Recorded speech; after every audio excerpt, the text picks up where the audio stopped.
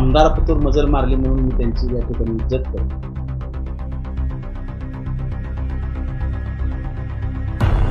मुंबईचे माजी आमदार रमेश कदम, नरखेडचेच विनय पाटील, पण ते पुण्यात राहतात. आणि तिसरे व्यक्ती आमचे मित्र विनूरचे चौरे. मोहोळचं काय माहिती आहे?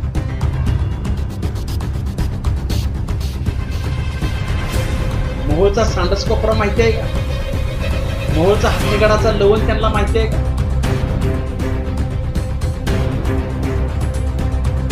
संजय क्षीरसागर यांनी प्रवेश केला.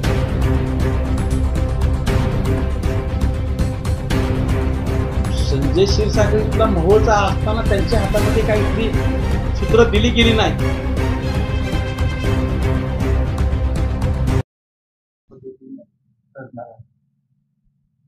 या ठिकाणी 2025 मोहोळ नगरपालिकेची निवडणूक होऊ घातलेली आहे आणि त्याच्या अनुषंगाने मोहोळमध्ये वेगवेगळ्या पार्टीच्या वेगवेगळ्या पक्षाची लोक या ठिकाणी आपापल्या पद्धतीने तयारी करत आहेत. त्याच पद्धतीनं शिवसेना धनुष्यबाण चिन्हावर आम्ही देखील या ठिकाणी पूर्ण तयारी केलेली आहे आणि या मोहोळ नगरपालिकेच्या निवडणुकीच्या अनुषंगाने प्रत्येकाने आपण केलेलं काम, सत्तेमध्ये असताना न झालेली कामं, याच्यावर खऱ्या अर्थाने ही निवडणूक होणार आहे.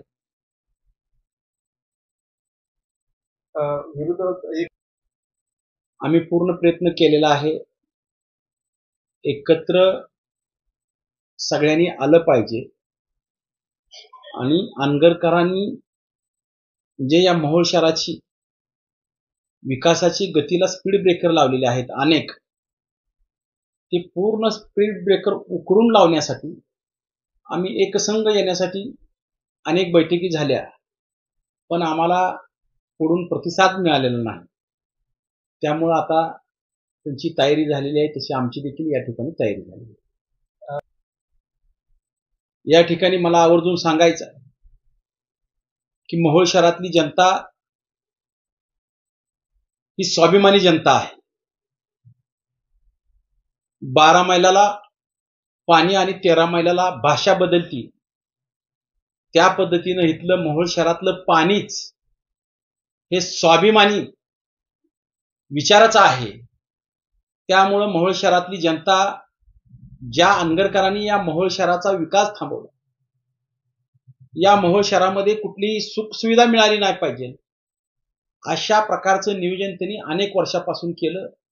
याला कारण अनेक आहेत, अनेक कारण सांगता येतील, पण त्यांनी इथली नगरपालिका करायची सोडून मोहोळ शहराच्या 2 ग्रामपंचायती झाल्या पाहिजे, एक हायवेच्या पलीकडची आणि एक हायवेच्या अलीकडची, अशा प्रकारचा ठराव ज्यावेळेला अनगरकराच्या ताब्यामध्ये इथली ग्रामपंचायत होती, 5 सरपंच त्यांनी वेगवेगळी केली, त्यावेळेला त्यांनी अशा प्रकारचा ठराव घेतला.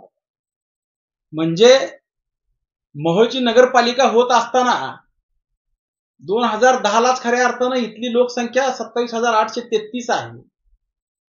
2000 साली 20,000 लोकसंख्येच्या पुढे इथली शहराची लोकसंख्या होती. तेव्हा देखील इथली नगरपंचायत, नगर परिषद त्यांनी त्यांच्या सत्ता ताब्यामध्ये असताना केली गेली नाही.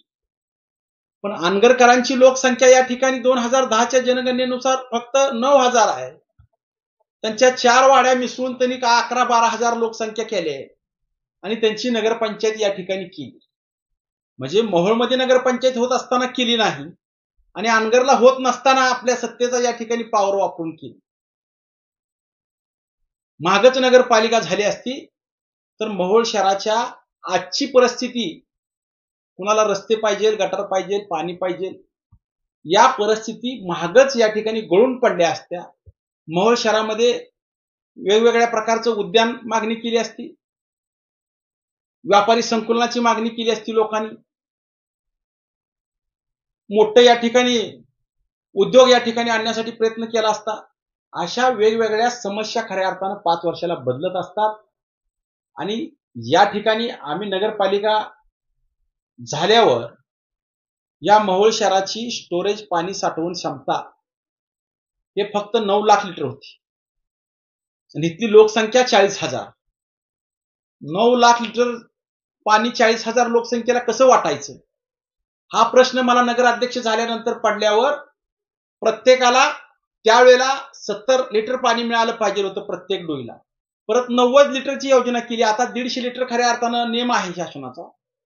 पण आपण 90 लिटर प्रमाणे जर पाणी दिलं तर आपल्याला जवळजवळ 28 लाख लिटर पाणी लागतं.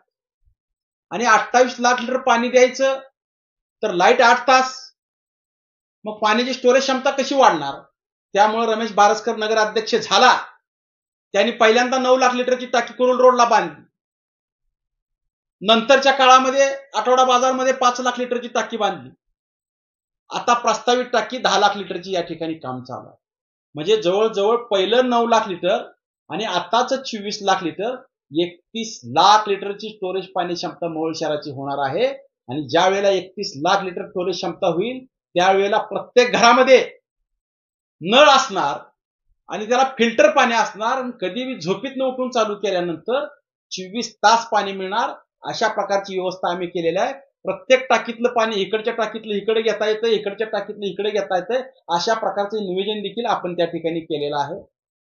या मोहोळ शहरामध्ये रस्त्याची आवश्यकता अनेक वर्षापासून होती. मेन रस्ता छत्रपती शिवाजी महाराज चौक ते स्टेशन रस्ता यांच्या ताब्यामध्ये अनगरकरांच्या 15 वर्षे स्वतः आमदार असताना आणि परत नंतरच्या काळामध्ये रमेशजी कदम आमदार असताना, ढोबळे सर आमदार असताना त्यांना इथला रस्ता करता आला. पण या मोहोळ शहरामध्ये जन्मलेला, या मोहोळ शहरामध्ये वाढलेला, या मोहोळ शहरामध्ये बागडलेला रमेश बारसकर नगराध्यक्ष झाला आणि त्याने मनामध्ये खुणगाट बांधली. एका वर्षामध्ये या ठिकाणी रस्ता करून दाखवला, सो खर्चातून करून दाखवला. नंतरच्या काळामध्ये 9 वर्ष निवडणूक लागली नाही. नंतरच्या काळामध्ये यशवंत माने 5 वर्ष आमदार असताना त्यांनी देखील रस्ता केला नाही. म्हणजे 29 वर्षामध्ये एकदाच मोहोळ शहराचा रस्ता झाला आणि ते देखील रमेश बारसकर यांनी करून दाखवला. याचा मला खऱ्या अर्थानं सार्थ अभिमान आहे.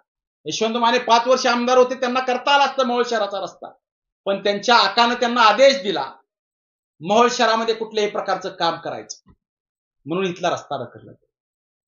आम्ही या ठिकाणी ग्रामीण भागाला जोडणारे रस्ते, या ठिकाणी वाड्या वस्त्याला जोडणारे रस्ते, शहरामध्ये वेगवेगळ्या प्रकारे रस्ते करण्याचं काम या ठिकाणी केलं. रस्त्याचं शतक मारण्याचं काम रमेश बारसकर यांनी केलं. या सोलापूर जिल्ह्यामध्ये रमाई घरकुल आवास योजनेच्या माध्यमातून पहिली मीटिंग झाली आणि त्याला 452 घरकुल मंजूर झाले. आणि सोलापूर जिल्ह्याला 452 झालेले असताना मोहोळ शहराला या ठिकाणी 198 घरकुल मंजूर करून. इथल्या मशानभूमीमध्ये भांडण लागण्याची वेळ त्या ठिकाणी खऱ्या अर्थाने एकदा आली होती. एकच मशानभूमी आणि 2 मयत त्या ठिकाणी गेले होते. ते लक्षात घेतलं आणि मी प्रत्येक मशानभूमीचं या ठिकाणी शोषीकरण केलं आणि दुसरी पर्याय व्यवस्था देखील त्या ठिकाणी या मोहोळ शहरातल्या प्रत्येक मशानभूमीत केलं. मग ते मुस्लिम दफनभूमी असू द्या किंवा लिंगायत समाजाची या ठिकाणी भूमी असू द्या दफनची, त्या ठिकाणी देखील आम्ही चांगल्या पद्धतीनं काम करून मशानभूमीची देखील सुधारणा केली. हायमस्ट दिवे या शहरामध्ये जवळजवळ 40 ते 45 हायमस्ट दिवे या शहरामध्ये बसवले. या शहरातला कचरा गोळा करण्यासाठी, वाळा कचरा गोळा करण्यासाठी प्रत्येक वार्डामध्ये घंटागाडीचं या ठिकाणी नियोजन केलं. असे अनेक कामं आम्हाला सांगता येतील. एवढी कामं आमच्या फक्त 30 महिन्याच्या कालावधीमध्ये खऱ्या अर्थानं झालेली आहेत. पण तुम्ही 30 वर्ष सत्तेमध्ये होता. माजी आमदार राजेशजी पाटील यांना मला प्रश्न विचारायचा आहे, तुम्हाला 30 वर्षामध्ये मोहोळचं स्टँडची सुधारणा का करता आली नाही? या ठिकाणी एका वर्षामध्येच शिवसेनेमध्ये गेल्यानंतर प्रताप सरनाईक साहेबांच्या वतीनं मोहोळ शहराची या ठिकाणी बीओटी तत्वावर स्टँडची सुधारणा होता. तुम्हाला उपजिल्हा रुग्णालय करता येत होतं. सोलापूर जिल्ह्यातल्या प्रत्येक तालुक्यामध्ये उपजिल्हा रुग्णालय, फक्त मोहोळ शहरामध्ये नाही. तुम्हाला ते करणं जमलं नाही का तर तुम्हाला करायचंच नव्हतं. तुम्हाला क्रीडा संकुलन या ठिकाणी एवढ्या वर्ष झालं तुमच्या हातामध्ये सत्ता असताना क्रीडा संकुलन तुम्हाला करणं जमलं नाही का तर तुम्हाला करायचंच नव्हतं. राजाभाऊ खरे या ठिकाणी आमदार म्हणून 1 वर्ष पूर्ण व्हायच्या आधी 15 एकर जागेवर या ठिकाणी स्टेशन रोडला कॉलनीमध्ये आरक्षण टाकलं आणि तिथं अतिशय चांगल्या पद्धतीने क्रीडा संकुलन होणार. एसटी बस डिपोच्या बाबतीत देखील सोलापूर जिल्ह्यातल्या प्रत्येक तालुक्यात एसटी बस डिपो आहे. पश्चिम महाराष्ट्रातल्या सर्व 5 जिल्ह्यामध्ये प्रत्येक तालुक्यात एसटी बस डिपो आहे. फक्त मोहोळला या ठिकाणी एसटी बस डिपो नाही. यांच्या अडवणुकीमुळे या मोहोळ शहराच्या सगळ्या योजना थांबवण्याचं काम त्यांनी या ठिकाणी केलेलं आहे. म्हणून जनता त्यांना खड्यासारखं बाजूला करणार आहे. राहता राहिला प्रश्न या मोहोळ शहराच्या नेतृत्वाच्या बाबतीत. हे मोहोळ शहर सर्वसामान्य लोक यामध्ये राहतात. दरडोई उत्पन्न त्यांचं कमी आहे. रोज करावं तवा खावावं अशा प्रकारची परिस्थिती व्यापाऱ्यांची, आमच्या काही छोट्या छोट्या व्यापाऱ्यांची आहे. आणि त्यांच्यावर प्रत्येक निवडणुकीला टांगती तलवार असायची. निवडणूक आली की ते टपरीधारकाचा प्रश्न निर्माण व्हायचा. पण हे टपरीधारकाचा प्रश्न का निर्माण होत होता? एवढ्या वर्ष झालं, 30 वर्षात कधी टपरीधारकाचा प्रश्न निर्माण होत नव्हता. निवडणूक आल्यावर कसा होत होता? तर हा मार्ग खुनेश्वर ते मोहोळ एसटी स्टँड जिल्हा मार्ग केला गेला. कुणी जिल्हा मार्गाचा ठराव घेतला, जिल्हा परिषद मध्ये तशा प्रकारचा ठराव घेतला गेला. कुणाच्या ताब्यामध्ये जिल्हा परिषद होती? अंगरकराच्या ताब्यामध्ये जिल्हा परिषद होती. त्यावेळेला ठराव झाला, त्यावेळेला जिल्हा परिषदचा सदस्य कोण होता? आमच्या मोहोळचा जिल्हा परिषद सदस्य होता. तरी देखील या ठिकाणी त्यांनी त्या ठरावाला विरोध केला नाही आणि ते ठराव पास झाल्यानंतर 80 फुटाचा जिल्हा मार्ग झाला आणि प्रत्येक वेळेला त्या टपऱ्याला हटवण्याचं काम करण्याचा प्रयत्न केला.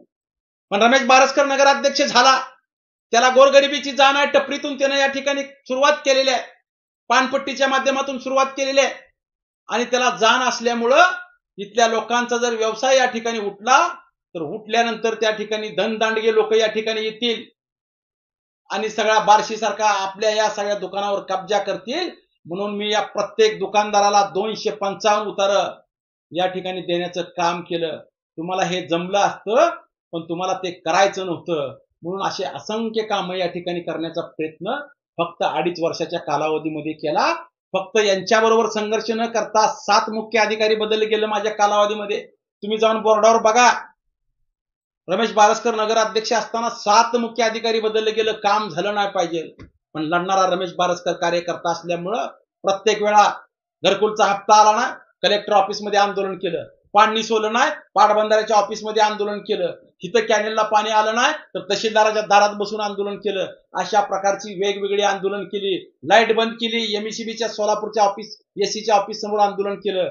आणि आंदोलनाचा फटका अधिकाऱ्यांना बसत असल्यामुळं मोहोळ शहरातलं कुठलंही काम अडवत नव्हते. त्यामुळं मोहोळ शहराच्या विकासाला प्रगती झाली होती.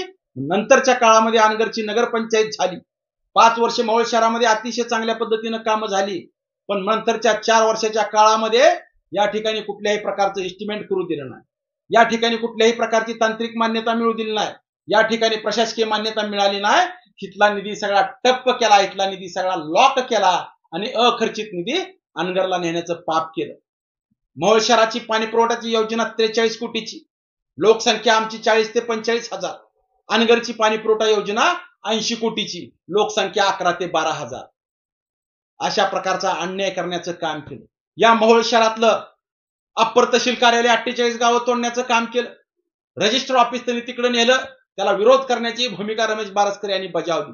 ज्या पद्धतीने या सोलापूर जिल्ह्यामध्ये माळशिरस तालुका आणि अकलूज मोठं शहर आहे, त्याच पद्धतीनं मोहोळ तालुका जरी असला तरी अनगर मोठं शहर झालं पाहिजे. अशा खुनसी विचाराच्या लोकांना या निवडणुकीमध्ये या मोहोळ शहरातली जनता खड्यासारखं उचलून त्यांना बाजूला टाकतात. शिवसेनेचा मेळावा ज्यावेळेस दीपक गायकवाड असं म्हणाले की रमेश बारसकर हायमास त्यांच्याच प्रभागामध्ये बसले. हा, मी त्यांचं ऐकलं. आणि याच्या आधी देखील अनगरची नगरपंचायत का केली हे माझे आमदार राजेंद्र पाटील यांनी मला सांगितलं की मी नरखेड रोडनं जात असताना लेफ्टला बघितल्यानंतर सगळं मोहोळ शहर झगमटल्याला दिसलं. त्यामुळं मला बी नगरपंचायत करावाशी वाटली. दीपक मेंबरने बी त्यांच्याच पावलावर पाऊल ठेवून त्यांनी प्रश्न विचारला की नरखेड रोडवरनं जाऊन तुम्ही चढावरनं बघा, मोहोळ शहरामध्ये एकाच भागामध्ये अशा प्रकारचा उजेड दिसतो. आणि त्यांनी रास्त सांगितलेलं आहे की या मोहोळ शहरातल्या जवळजवळ निम्म्या गावामध्ये 40 हायमस्ट देव बसवले होते. आणि त्यांचं मी कौतुक करतो की त्यांनी आमचं या ठिकाणी कामाचं या ठिकाणी मोजमाप केलं म्हणून. कारण मी या गवत्या मारुती चौकामध्ये जन्माला आलो आणि या गवत्या मारुती चौकातल्या लोकांनी मला खांद्यावर घेतलं, काकाला घेतलं आणि मला वाढवण्याचं काम इथल्या या सर्व भागातल्या लोकांनी केलं. मग ते साळीमाळे गल्ली असेल, आमची तेळे गल्ली असेल, चाटे गल्ली असेल, घुमते घाट असेल, आमचा तिथलं नागनाथ गल्ली असेल, तिथलं आपल्या चौमुखी मारुती असेल, तिकडे अण्णाभाऊ साठे नगर असेल, इकडे बुद्ध नगर असेल, अशा या भागामध्ये अतिशय चांगल्या पद्धतीनं काम करायला सुरुवात आम्ही केली. आणि का सुरुवात तिथून केली की जिथून उगम पावतो, एखाद्या नदीचा जिथं उगम आहे तिथूनच खऱ्या अर्थानं पाणी बाहेर येते ना. मग आमची कामाला सुरुवातच इथून झाली ना, त्यामुळं आमच्या कामाची सुरुवात आमच्या इथूनच त्या ठिकाणी होणार ना. आणि त्या कामाची सुरुवात खऱ्या अर्थानं सोडवणी केली. आम्ही किती महिन्यामध्ये केली? 30 महिन्यामध्ये केली. त्यांनी सांगतात ते योग्य आहे, पण तुम्ही तुमच्या ताब्यामध्ये 30 वर्ष झालं. तिथलं जिल्हा परिषद सदस्य तुम्ही होता, पंचायत समितीचे सदस्य तुमचे होते, ग्रामपंचायतचे सरपंच तुमचे होते. मग तुम्हाला तुमच्या भागात हे का करता आलं नाही? तुम्ही तुमच्या भागापासून कामाला सुरुवात करायची होती. एका 2.5 वर्षामध्ये किंवा 5 वर्षामध्ये सगळ्या शहराच्या समस्या मिटत नाही, पण 2.5 वर्षामध्ये 5 वर्षामध्ये आम्ही या ठिकाणी निम्म्या शहराच्या समस्या मिटवलेल्या आहेत. निम्म्या शहराच्या जे काय समस्या असतील ते आमच्यावर या ठिकाणी विश्वास टाका आणि पूर्ण बहुमतानं शिवसेनेच्या धनुष्यबाणाच्या पाठीशी राहा. या मोहोळ शहरात ज्या पद्धतीने या निम्म्या गावामध्ये लाईट बसवले आहेत, सगळं काम झालेलं आहे. राहिलेल्या भागात देखील आम्ही हे सर्व काम करून अजून याच्यापेक्षा देखील आम्हाला ज्यादा काम करता येईल. तुम्ही कधी तुमच्या भागात पाण्याची टाकी बांधली नाही, तुम्ही कधी तुमच्या भागात त्या ठिकाणी कॉन्क्रीटचं रस्ते केलं नाही, तुम्ही तुमच्या भागात कधी हायमस्ट दिवो बसवलं नाही, तुम्ही तुमच्या भागामध्ये या ठिकाणी घरकुल योजना किती केल्या मंजूर. मी यातून सुरुवात कामाला केल्यानंतर 198 घरकुलापैकी पहिल्यांदा 150 घरकुल इथल्या भागाची झाली. मग नंतर सगळ्याला कळलं की घरकुल मंजूर होते आणि घरकुल मंजूर होतंय म्हणून समजल्यानंतर मग मोहोळ शहरामध्ये रमाई आवास योजनेच्या प्रत्येक कुटुंबाला घरकुल देण्याचा प्रयत्न केला. 600 घरकुल झाले. प्रधानमंत्री आवास योजनेच्या माध्यमातून 1406 म्हणजे 2000 घरकुल या ठिकाणी रमेश बारसकर यांच्या प्रयत्नातून झालेले आहेत. आणि हा विकास तुम्हाला पहिलं करता येत होता, तुम्हाला करता आलेला नाही. तुम्हाला काय करता आलेला आहे ही मी सांगण्याची आवश्यकता नाही. फक्त एवढंच दीपक मेंबरचं या ठिकाणी कौतुक करतो की आमचा विकास तुम्हाला डोळ्यानं दिसला, याच्याबद्दल मी तुमचं मनापासून आभार व्यक्त करतो. काल पत्रकार परिषद झाली आणि माझे आमदार रमेश कदम असं म्हणाले की तुम्ही अनगरची भीती म्हणतात, परंतु आमच्या पक्षाचे 9 खासदार आहेत, त्यामुळे बारसकरांना समजत नाही असं ते काल म्हणाले. रमेश कदम हे एक चळवळीतले कार्यकर्ते आहेत आणि चळवळीतले कार्यकर्ते असल्यामुळे मी त्यांना खऱ्या अर्थानं मान देतो. पण काल त्यांची पत्रकार परिषद असताना 3 लोक त्या ठिकाणी तुमच्या चॅनलवर दिसत होते. रमेश कदम मुंबईचे, दुसरे विनय पाटील नरकेडचे पण ते राहतात पुण्याला, आणि तिसरे पिनूरचे आमचे चौरे. हे 3 जण त्या ठिकाणी मोहोळच्या नगरपालिकेच्या संदर्भामध्ये भाष्य करत होते. मला त्यांना प्रश्न विचारायचा की मोहोळचा गुमते घाट कुठं आहे, मोहोळचा सांडस कोपरा कुठं आहे, मोहोळचं हत्तीगडाचं लवण कुठं आहे, मोहोळची मळगी कुठं आहे, मोहोळचं उपाताईचं मंदिर कुठं आहे, मोहोळचं नीलकंठेश्वराचं मंदिर कुठं आहे, हे तुम्हाला माहित आहे का? आणि तुम्ही मोहोळ शहराच्या नगरपालिकेच्या निवडणुकीच्या अनुषंगाने एक मुंबईचा, एक पुण्याचा, एक पिनूरचा आणि तुम्ही इथं मोहोळ शहराच्या विकासाच्या गप्पा मारला. मला रमेश कदम यांचा मी आदर करतो. तो लढवय्या कार्यकर्ता आहे, चळवळीतनं तयार झालेला कार्यकर्ता आहे. त्यांनी याच्या माग काय शिजत आहे याच्यावर देखील त्यांनी फोकस टाकला पाहिजे. ज्या दिवशी त्यांना फोकस टाकल्यावर त्यांना पटल त्या दिवशी ह्यांना देखील झुडकावून त्या ठिकाणी ते जातील. या ठिकाणी 17 तारखेला फॉर्म भरण्याची लास्टची मुदत आहे. 17 तारखेला फॉर्म भरण्याची आमची सगळी कार्यकर्ते फॉर्म भरत आहेत. ज्या दिवशी 17 तारखेला फॉर्म भरला जाईल, 18 तारखेला तुम्हाला सगळं दिसेल. आम्ही या ठिकाणी एकनाथभाई शिंदे साहेबांची मागणी केलेली आहे. आता मुंबईला गेल्यानंतर त्यांच्याकडे मागणी करून आम्ही या ठिकाणी पत्र देऊन आलेलो आहे. एकनाथ शिंदे साहेबांची सभा का झाली पाहिजे? कारण एकनाथ शिंदे साहेब नगरविकास मंत्री आहेत. कितीही निधी देण्याचं काम त्यांच्या खात्याचं आहे. आणि या मोहोळ शहराच्या समस्या मिटवायच्या असतील, या मोहोळ शहरातले पाणी पुरवठ्याची योजना मंजूर झाली, सगळं रस्ते उकडलं. मोहोळची ड्रेनेज लाईनची योजना मंजूर झाली, सगळं रस्ते उकडलं. काय भागामध्ये गॅसची योजना मंजूर झालेली आहे, तिथले रस्ते उकडलं. अनेक वर्ष झालं, या 7-8 वर्षामधल्या मागच्या काळामध्ये इथलं रस्ते झालेले नाहीत. त्यामुळं या शहराच्या सगळ्या समस्या मिटवायच्या असतील तर बहाद्दर मतदारांना मी आव्हान करतो, आपण दूरदृष्टीनं बघितलं पाहिजे. आपण उबाटाकडे सत्ता दिली तर त्यांना कुठल्याही प्रकारचा निधी मिळणार नाही, कारण ते सत्तेमध्ये नाही. म्हणून आपण ज्यांच्या हातामध्ये हे पद आहे त्यांच्या धनुष्यबाणाच्या पाठीशी आलं पाहिजे. या मोहोळच्या अनेक समस्या या ठिकाणी सुटतील आणि एकनाथभाई शिंदेचं अतिशय चांगल्या पद्धतीनं काम. लाडक्या बहिणीचा लाडका मुख्यमंत्री आहे. सगळ्या लाडक्या बहिणीला निधी देण्याचं काम एकनाथभाई शिंदे यांनी खऱ्या अर्थानं सुरुवात केलेली आहे. ते आज तगायत त्यांनी या ठिकाणी लाडक्या बहिणीला जे शब्द दिलाय ते पाळलेला आहे. म्हणून एकनाथभाई शिंदेच्या पाठीशी माझ्या सगळ्या लाडक्या बहिणी देखील या ठिकाणी आहेत. भाजपकडून नगराध्यक्ष पदासाठी नाव समोर येते, त्या पद्धतीने तुमच्या पक्षाकडून नगराध्यक्ष पदासाठी कोणाचं नाव? आमच्या पक्षाकडून सिद्धी वस्त्रे म्हणून या ठिकाणी त्यांचं नाव पुढे येते. अनेक 2 नावं पूरक म्हणून आमच्याकडे आहेत. अशा पद्धतीनं आम्ही नगरपालिकेच्या निवडणुकीला समोर जातो.